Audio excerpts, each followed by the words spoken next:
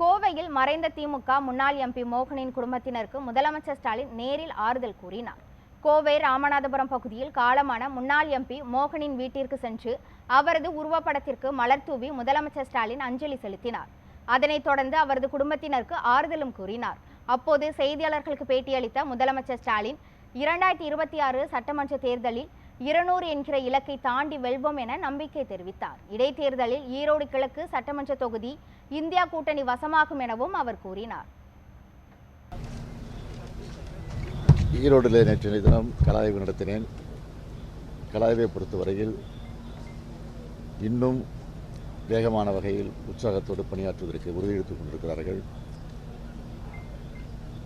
வரக்கூடிய 2026 சட்டமன்ற தேர்தலில் 200 என்ற இலக்கை நாங்கள் வைத்திருக்கிறோம். ஈரோடு கிழக்கு இடைத்தேர்தல் திமுக வசமாகுமா சார்? திமுக வசமாகதில்லை, திமுக கூட்டணி வசமாகும். ஏற்கனவே இந்தியா கூட்டணியில் திமுக அங்கம் வைக்கிறது. எனவே இந்தியா கூட்டணியுடைய வசமாகும்.